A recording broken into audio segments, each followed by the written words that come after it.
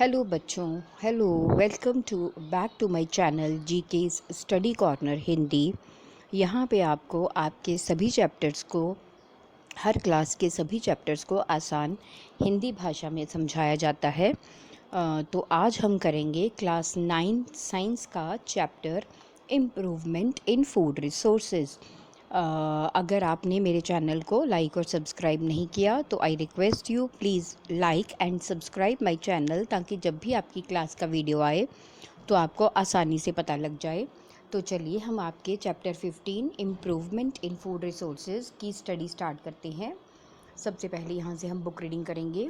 We know that all living organisms need food. हम ये अच्छे से जानते हैं कि सभी जीवित रहने वाले प्राणियों को भोजन की आवश्यकता होती है। Food supplies proteins, carbohydrates, fats, vitamins and minerals, all of which we require for body development, growth and health. जो भोजन है जो हम खाते हैं या जो जीवित प्राणी खाना खाते हैं वो हमें प्रोटीन देता है, कार्बोहाइड्रेट्स देता है, फैट देता है, विटामिन्स और मिनरल्स मिलते हैं। और यही सब चीज़ें हमें हमारी बॉडी की बढ़ोतरी के लिए, बॉडी के बढ़ने के लिए, ग्रोथ उसमें और डेवलपमेंट होने के लिए एंड हेल्थ और हमारी सेहत के लिए ज़रूरी है। Both plants and animals are the major sources of food for us. जो पौधे होते हैं और जो एनिमल, यही हमारे खाने का सबसे मुख्य स्रोत है। We obtain most of this food from agriculture and animal husbandry. तो अक्सर जो हमारा खाना है मुख्य तौर पे हमें खेती बाड़ी से या फिर एनिमल हस्बेंड्री, मतलब जानवरों से अलग अलग तरीक़ों से भोजन प्राप्त किया जाता है, उसी से हमें ये खाना मिलता है। एनिमल हस्बेंड्री का मतलब है पशुओं को किसी खास तरीके से पालना, जिससे कि जो उनसे हमें चीज़ें मिलती हैं उनको सेल करके हम पैसे कमा सकें। So we read in newspaper that efforts are always being made to improve the production from agriculture and animal husbandry। तो हम अक्सर अखबारों में ये पढ़ते रहते हैं कि बहुत सी कोशिशें की जाती हैं ताकि हम खेती बाड़ी से अपनी उपज को बढ़ा सकें, या फिर एनिमल हस्बेंड्री मीन्स जानवरों के लालन पालन से अपनी कमाई को बढ़ा सकें। Why is this necessary? क्या आपने कभी सोचा है कि ऐसा क्यों ज़रूरी है? Why we cannot make to with the current levels of production? क्यों हम जो आज, मतलब आज की डेट में जो हमारी उत्पादन हो रहा है, हम उसी से अपनी ज़रूरतें पूरी क्यों नहीं कर पाते? तो इसके मेन रीजंस है। देखिए, India is a very populace country. जो भारत है यहाँ पे बहुत ज़्यादा अधिक जनसंख्या है।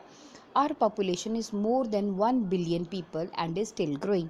मतलब हम एक तरह से 100 लाख से भी अधिक हो चुके हैं और अभी भी हमारी जो जनसंख्या है वो बढ़ती जा रही है। As food for this growing population we will soon need more than 250 billion tons of grain every year. तो इस तरह से इस बढ़ती हुई जनसंख्या के हिसाब से हमें हर साल जो है काफ़ी ज़्यादा अनाज की ज़रूरत पड़ती है। So this can be done by farming on more land. अब ऐसा हम अनाज की बढ़ोतरी या अनाज की मात्रा में जो बढ़ोतरी है वो हम कैसे कर सकते हैं? तो वो हम केवल ज़्यादा से ज़्यादा ज़मीन को खेती के लिए लाकर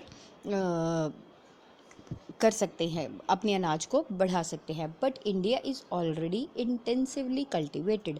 परंतु इंडिया में ऐसी कंडीशन नहीं है। भारत में तो जितनी भी ज़मीन अवेलेबल है, हमने maximum up to the maximum उस ज़मीन पे खेती बाड़ी कर ली है।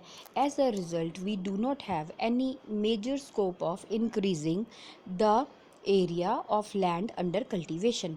तो इसी वजह से हमारे पास कोई ऐसा संसाधन नहीं है, कोई भी ऐसा तरीका नहीं है जिससे कि हम खेती बाड़ी के अधीन और ज़्यादा ज़मीन ला सकें। Therefore, it is necessary to increase our production efficiency for both crops and livestock। तो इसीलिए ये हमारी ज़रूरत बन जाती है कि हम जो हमारे पास अवेलेबल ज़मीन है, जो हमारे पास ऑलरेडी अवेलेबल ज़मीन है, उसका उत्पादन बढ़ाने की कोशिश करें। और लाइव स्टॉक मतलब जो हमारे पास जानवर हैं, हम उनको इस तरह से पालें कि उनसे मिलने वाले जो उत्पाद हैं उनको हम बढ़ा सकें। The efforts to meet the food demand by increasing food production have led to some success so far। तो अक्सर जो अभी तक हमने कोशिशें की हैं जिससे कि हमने अपने जो अनाज का उत्पादन है उसको बढ़ाया है, उसकी वजह से हमें कुछ हद तक सफलता मिली है, मतलब कुछ हद तक हम अपनी भोजन की ज़रूरतों को संतुष्ट कर पाए हैं। We have had the green revolution. अभी कुछ साल पहले हमारे देश में हरित क्रांति आई थी, which contributed to increased food grain production. उसकी वजह से भारत में जो अनाज है उसका उत्पादन बहुत बढ़ा है, which has led to the better and more efficient use of as well as availability of milk. और इसी की वजह से जो हमारे भारत में वाइट रेवोल्यूशन भी आया, मतलब हमारे भारत में सफ़ेद क्रांति भी आई, जिसकी वजह से अभी दूध के उत्पादन में भी बहुत बढ़ोतरी हुई है। However these revolutions mean that our natural resources are getting used intensively. परंतु अभी तक ये जो क्रांतियाँ आई हैं इनसे ये पता लगता है कि जितने हमारे कुदरती स्रोत हैं उनको हम बहुत अच्छे से प्रयोग कर रहे हैं। As a result there are more chances of causing damage to our natural resources to the point of destroying their balance completely.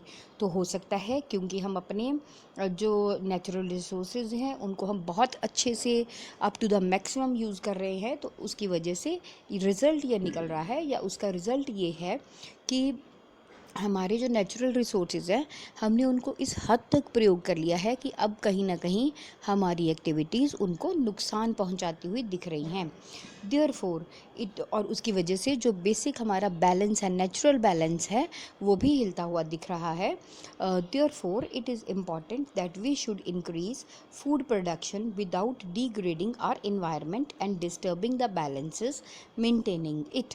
तो इसलिए हमें यहाँ से ये सीखना चाहिए कि हमको भोजन का जो उत्पादन है उसकी मात्रा तो बढ़ानी चाहिए, हमें अपने जो लाइव स्टॉक्स हैं उनसे तो हमें अच्छा खाना लेना चाहिए, परंतु ये सब बातें हमें इस बात को ध्यान में रखते हुए करनी चाहिए कि जो हमारी नेचुरल रिसोर्सेज का बैलेंस है वो आपस में न बिगड़े।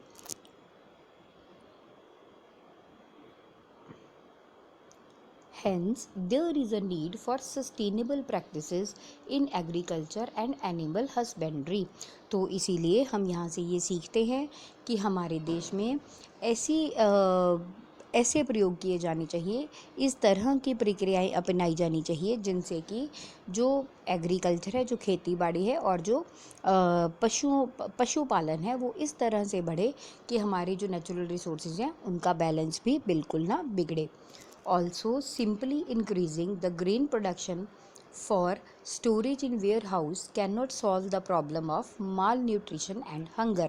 इसके अलावा सिंपली या सीधे तौर पे सिर्फ अनाज की मात्रा बढ़ा लेने से या अनाज को सिर्फ भंडार कर लेने से, मतलब अनाज को प्रॉपर स्टोर कर लेने से ही जो हमारी माल न्यूट्रिशन, मतलब हमारे देश में जो लोगों में खाने पीने की कमी है, जो भूखमरी है, और जो माल न्यूट्रिशन मतलब उन्हें जो पोषण की कमी है, इसको हम सीधा सिर्फ खाने का या अनाज की मात्रा बढ़ा लेने से दूर नहीं कर सकते। People should have money to purchase the food. सबसे बड़ी बात यह है कि लोगों के पास खाना खरीदने के लिए पैसे भी होने चाहिए। Food security depends on both availability of food and access to it. हम अपने आप को भोजन के मामले में सिक्योर तभी मानते हैं कि जब हमारे पास भोजन की मात्रा भी अवेलेबल हो और हम में इतनी क्षमता भी हो कि हम उस भोजन को खरीद पाएँ। The majority of our population depends on agriculture for their livelihood. Bharat में ज़्यादातर जो जनसंख्या है वो अपने जीवन के खर्चों के लिए खेती बाड़ी पे निर्भर करती है। Increasing the incomes of people working in agriculture is therefore necessary to combat the problem of hunger.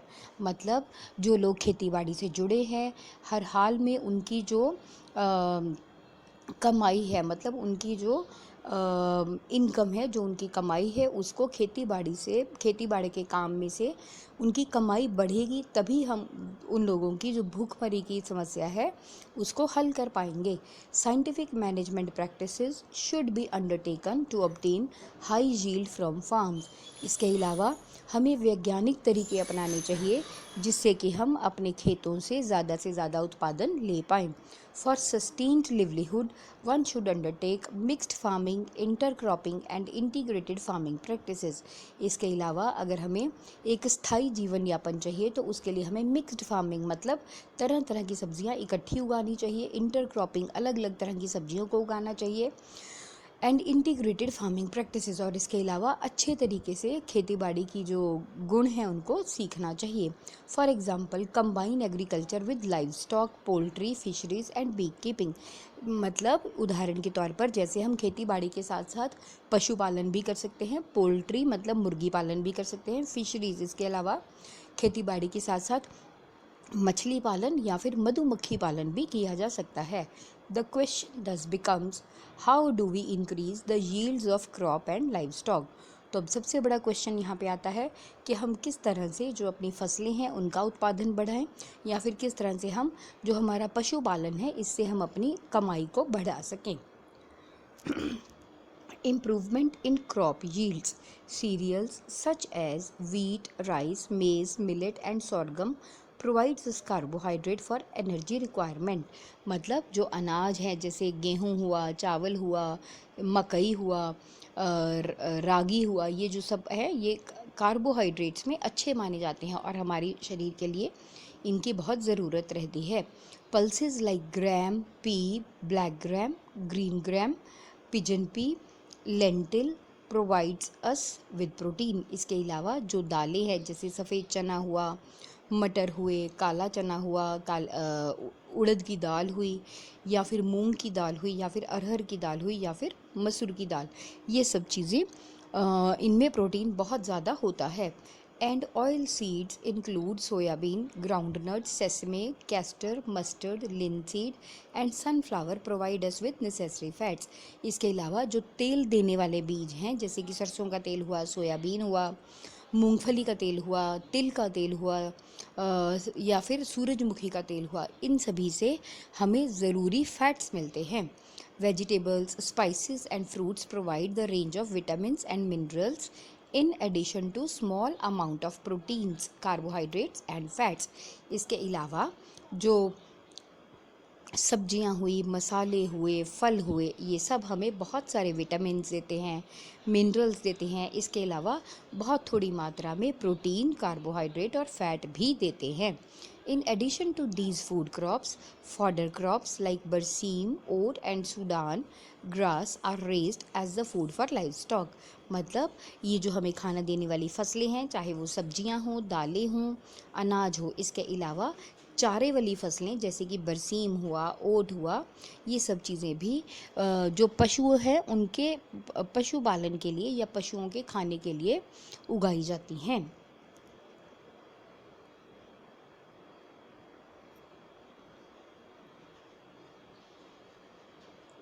Different crops require different climatic condition, temperature and photo periods for their growth and completion of their life cycle. मतलब जब हम फसलें उगाते हैं तो ये जितनी भी अलग अलग फसलें हैं, ये फसलें इन फसलों को उगाने के लिए हमें अलग अलग तरह का मौसम चाहिए होता है, अलग तापमान चाहिए होता है और इनका जो एक कंप्लीट लाइफ साइकिल मतलब हर फसल का एक अलग लाइफ साइकिल होता है। कोई फसल उगने में कितना समय लेती है, कोई फसल उगने में कितना लेती है। Photoperiods are related to the duration of the sunlight. Photoperiods का मतलब है कि वो समय जो कि एक फसल को सूरज की रोशनी में चाहिए।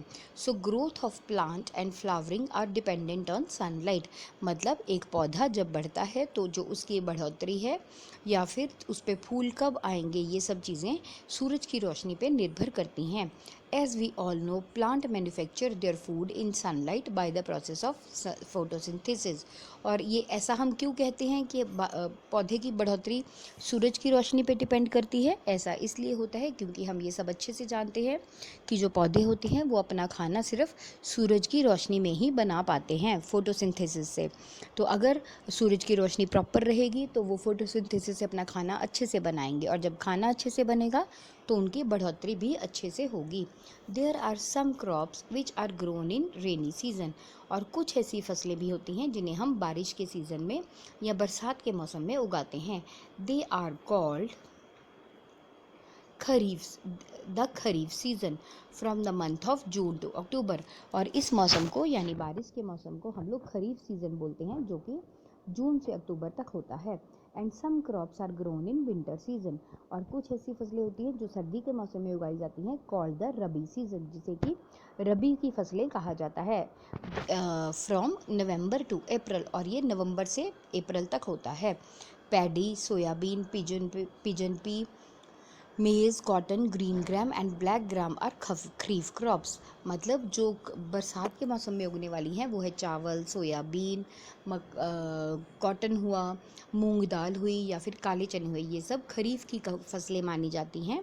Where as wheat, gram, peas, mustard, linseed are rabi crops. लेकिन इसके अलावा बहुत सी दालें, सरसों, गेहूँ और चने, ये सब रबी की फसलें मानी जाती हैं। In India there has been 4 times increase in the production of food grains from 1960 to 2004। Bharat में अगर हम देखें तो 1960 से लेकर 2004 तक फसलों के प्रोडक्शन में या फसलों के उत्पादन में 4 गुना बढ़ोतरी हुई है, with only 25% increase in cultivation land area. जबकि अगर हम खेती बाड़ी की जगह को देखें तो वो सिर्फ 25% बढ़ी है, लेकिन खेती बाड़ी की जगह सिर्फ 25% बढ़ने से उत्पादन में जो है 4 गुना बढ़ोतरी हुई है। मतलब हमने अच्छे से अपनी जो फसलें हैं उनकी उत्पादन गुणवत्ता को बढ़ाया है। How has this increase in the production been achieved. अब सोचने की बात है कि उत्पादन में ये बढ़ोतरी कैसे की गई है। If we think of the practices involve in farming, we can see that we can divide it into 3 stages. मतलब अगर हम खेती बाड़ी में जो एक्टिविटीज़ की जाती हैं, अगर हम उनको देखें तो हम उन्हें 3 भागों में बांट सकते हैं। The first is the choice of seeds for planting. सबसे पहले जो आती है वो आती है फसलों का उत्पादन, मतलब फसलों के लिए सही बीज को चुनना। The second is the nurturing of crop branch. और दूसरा आता है फसलों के पौधों को अच्छे से ध्यान रखना। The third is the protection of growing and harvested crops from loss. और तीसरा हिस्सा आता है कि जो हमारी फसल है वो जब बढ़ जाती है तो उसकी कटाई और उसको नुकसान से बचाना।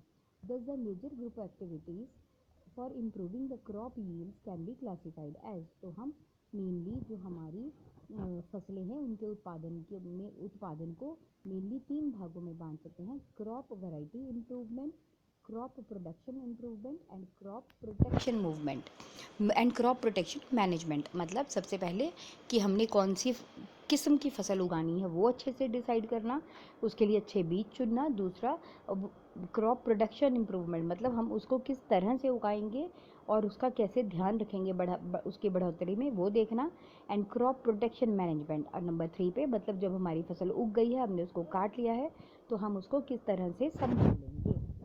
तो चलिए अब हम इनको करेंगे डिटेल में।